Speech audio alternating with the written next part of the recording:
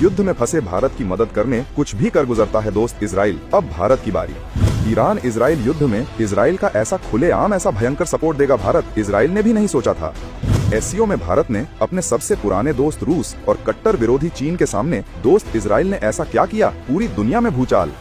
जब पूरा एससीओ संगठन इजराइल के हमलों के कर रहा था निंदा, तब गुस्से में भारत ने जो किया, हिल गए रूस और चीन। इजराइल के सपोर्ट के लिए भारत ने रूस, चीन और पाकिस्तान के मेंबर वाले देशों के एससीओ के स्टेटमेंट को मारी लात। ऑपरेशन सिंदूर में खुलकर साथ देने आया था इजराइल। अब भारत के एहसान को देख अमेरिका ने भी बजा डाली तालियां। दोस्तों, मध्य पूर्व के आसमान में इस वक्त बारूद की गंध फैली है। ईरान और इजराइल दो ऐसे देश जो एक दूसरे को नक्शे से मिटा देना चाहते हैं, आज आमने सामने हैं। ये कोई छोटी मोटी झड़प नहीं, बल्कि एक ऐसी जंग है जिसकी लपटें पूरी दुनिया को अपनी चपेट में ले सकती हैं। साल 2025 की शुरुआत से ही इजरायली वायुसेना के सबसे घातक हथियार F-35 अदिर फाइटर जेट्स ईरान के आसमान में गरज रहे हैं। ये दुनिया के सबसे उन्नत स्टेल्थ फाइटर जेट हैं, जो दुश्मन के राडार को चकमा देकर उसके घर में घुसकर हमला करने के लिए जाने जाते हैं। खबरों के मुताबिक इजराइल ने अपने जेरिको जैसी बैलिस्टिक मिसाइलों और स्पाइस फैमिली के गाइडेड बमों का इस्तेमाल कर ईरान के सबसे संवेदनशील परमाणु ठिकानों को निशाना बनाया है। नतांज और फोर्डो में मौजूद ईरान के यूरेनियम एनरिचमेंट प्लांट्स पर हुए हमलों ने ईरानी सरकार की नींव हिला दी है। इजराइल का मकसद साफ है, वो किसी भी कीमत पर ईरान को परमाणु बम बनाने नहीं देना चाहता और इसके लिए वो किसी भी हद तक जाने को तैयार है। इस जंग ने अब पूरी दुनिया को दो खेमों में बांट दिया है। एक तरफ है इजराइल, जिसके पीछे अमेरिका, ब्रिटेन, फ्रांस और जर्मनी जैसे पश्चिमी देश चट्टान की तरह खड़े हैं, उसे हथियार, पैसा और खुफिया जानकारी सब कुछ मुहैया करा रहे हैं। तो दूसरी तरफ है ईरान, जिसके समर्थन में सीरिया, लेबनान का हिजबुल्ला, यमन के हूती विद्रोही और पर्दे के पीछे से चीन और रूस जैसे बड़े खिलाड़ी भी खड़े नजर आ रहे हैं। ये एक ऐसी बिसात है जिस पर हर कोई अपनी चाल चल रहा है, लेकिन इस महासंग्राम के बीच दुनिया की नजरें एक देश पर आकर टिक गई हैं और वो देश है भारत। भारत ने इस पूरे खेल में एक ऐसा दाव चला है, एक ऐसा कदम उठाया है जिसकी उम्मीद ना तो उसके दोस्तों को थी और ना ही दुश्मनों को। भारत ने अपने दोस्त इजराइल के लिए कुछ ऐसा किया है जिसे देखकर इजराइल भी गदगद है और भारत के दुश्मन हैरान परेशान हैं। हम आपको बताएंगे इस धमाकेदार खबर की पूरी कहानी, तो बने रहिएगा वीडियो पर और इस संबंध में आपके जो भी विचार हों कमेंट में लिखकर जरूर बताइएगा। तो हुआ ये कि जब पूरी दुनिया इस आग में अपनी अपनी रोटियां सेंक रही थी, तब भारत ने अपना तीसरा रास्ता चुना, भारत फर्स्ट का रास्ता। ये कहानी शुरू होती है शंघाई सहयोग संगठन यानी एससीओ की एक हाई प्रोफाइल मीटिंग से।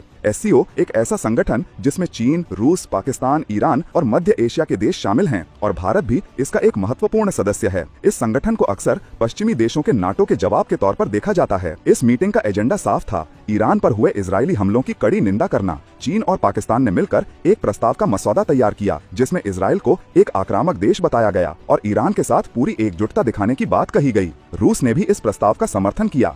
माहौल ऐसा बना दिया गया था कि भारत के पास इस प्रस्ताव पर हस्ताक्षर करने के अलावा और कोई चारा नहीं बचेगा। चीन और पाकिस्तान मन ही मन खुश हो रहे थे कि आज भारत को सबके सामने झुकना पड़ेगा और अपने दोस्त इजराइल के खिलाफ खड़े होना पड़ेगा। लेकिन उन्हें ये नहीं पता था कि ये 1962 का भारत नहीं, ये 2025 का नया भारत है, जो अपनी विदेश नीति किसी के दबाव में नहीं बल्कि अपने हितों के हिसाब से तय करता है। जब प्रस्ताव पर चर्चा शुरू हुई और सभी सदस्यों ने एक सुर में इजराइल की निंदा की, तब बारी आई भारत की। पूरी दुनिया की मीडिया, डिप्लोमेट्स और खुफिया एजेंसियां सांसें रोक के देख रही थीं और तब भारत ने वो किया जिसकी किसी ने कल्पना भी नहीं की थी। भारत ने एससीओ के उस संयुक्त बयान से खुद को पूरी तरह से अलग कर लिया। भारत के प्रतिनिधि ने साफ और स्पष्ट शब्दों में कहा, भारत इस मुद्दे पर हुई चर्चा का हिस्सा नहीं था और हम इस बयान का समर्थन नहीं करते। ये सिर्फ एक बयान नहीं था, ये एससीओ के मंच पर चीन और पाकिस्तान के मुंह पर एक करारा तमाचा था। ये एक ऐलान था कि भारत अब किसी गुट का पिछलग्गू बनकर नहीं रहेगा। भारत ने पूरी दुनिया को बता दिया कि इजराइल और ईरान दोनों ही भारत के मित्र देश हैं और भारत किसी एक का पक्ष लेकर दूसरे से संबंध खराब नहीं करेगा। भारत ने कहा कि किसी भी विवाद का हल जंग से नहीं बल्कि बातचीत और कूटनीति से निकलना चाहिए। भारत का ये स्टैंड एक मास्टर स्ट्रोक था। इसने एक तरफ तो इजराइल जैसे रणनीतिक साझेदार को ये संदेश दिया कि भारत दोस्ती निभाना जानता है, तो वहीं दूसरी तरफ ईरान को भी नाराज नहीं किया, क्योंकि भारत ने ईरान के खिलाफ भी कुछ नहीं कहा। ये एक ऐसी सधी हुई कूटनीति थी जिसने सांप को भी मार दिया और लाठी भी नहीं टूटी। भारत ने दिखा दिया कि वो एससीओ का सदस्य जरूर है, लेकिन उसकी नीतियां बीजिंग या मॉस्को में नहीं बल्कि नई दिल्ली में तय होती हैं। लेकिन अब सबसे बड़ा सवाल ये उठता है कि भारत ने चीन और रूस जैसे शक्तिशाली देशों की नाराजगी का जोखिम उठाकर इजराइल का साथ क्यों दिया? इस दोस्ती की जड़ें कितनी गहरी हैं? इसके पीछे एक ऐसी कहानी छुपी है जो दोस्ती, एहसान और भरोसे की मिसाल है। ये कहानी है ऑपरेशन सिंदूर की। जी हाँ, ये ऑपरेशन पाकिस्तान के कब्जे वाले कश्मीर में मौजूद कुछ ऐसे ठिकानों को नष्ट करने के लिए किया गया था जहाँ से भारत में बड़ी अशांति फैलाने की साजिश रची जा रही थी। ये ठिकाने बेहद सुरक्षित और दुर्गम इलाकों में थे। भारतीय सेना के सामने चुनौती ये थी कि इन ठिकानों को कम से कम नुकसान के साथ सटीकता से कैसे तबाह किया जाए। उस वक्त भारत को एक ऐसी तकनीक की जरूरत थी जो उसे आसमान से ही अचूक निशाना लगाने की क्षमता दे। भारत ने कई देशों से संपर्क किया, लेकिन कोई भी पाकिस्तान के खिलाफ भारत की मदद करने को तैयार नहीं था। तब अंधेरे में एक उम्मीद की किरण बनकर सामने आया इजराइल। इजराइल दुनिया का एकमात्र ऐसा देश था जिसने न सिर्फ भारत की मदद करने का फैसला किया, बल्कि अपने सबसे आधुनिक और घातक हथियार भारत को देने पर भी राजी हो गया। इजराइल ने भारत को अपने स्पाइस 2000 प्रिसिजन गाइडेड बॉम्ब दिए। इन बमों की खासियत ये है कि ये सैटेलाइट और इलेक्ट्रो ऑप्टिकल गाइडेंस का इस्तेमाल करके कंक्रीट के बंकरों को भी भेज सकते हैं और अपने लक्ष्य को 100% सटीकता से नष्ट कर सकते हैं। इजराइल ने न सिर्फ हथियार दिए, बल्कि अपने सैटेलाइट से मिली खुफिया जानकारी भी भारत के साथ साझा की, जिससे भारतीय वायुसेना को अपने लक्ष्य की सटीक लोकेशन मिली। ऑपरेशन सिंदूर पूरी तरह से सफल रहा और भारत ने अपने दुश्मनों को उनके घर में घुसकर सबक सिखाया। उस दिन इजराइल ने जो दोस्ती निभाई उसे भारत कभी नहीं भूला। इजराइल वो दोस्त था जो तब साथ खड़ा हुआ जब कोई और नहीं था। ये दोस्ती सिर्फ ऑपरेशन सिंदूर तक ही सीमित नहीं है। इतिहास गवाह है, जब जब भारत पर संकट आया है, इजराइल एक सच्चे दोस्त की तरह साथ खड़ा रहा है। 1999 के कारगिल युद्ध को याद कीजिए। जब हमारी सेना टाइगर हिल जैसी ऊंची चोटियों पर बैठे पाकिस्तानी घुसपैठियों से लड़ रही थी, तब हमें लेजर गाइडेड बमों की सख्त जरूरत थी। अमेरिका जैसे देशों ने हमें यह तकनीक देने से साफ इनकार कर दिया था। तब भी इजराइल ही था जो आगे आया और उसने तुरंत भारतीय वायुसेना को लेजर गाइडेड बम और मानव रहित टोही विमान मुहैया कराए, जिसने युद्ध का रुख ही पलट दिया। जिससे हमारे मिराज 2000 लड़ाकू विमानों ने दुश्मनों पर कहर बरपा दिया।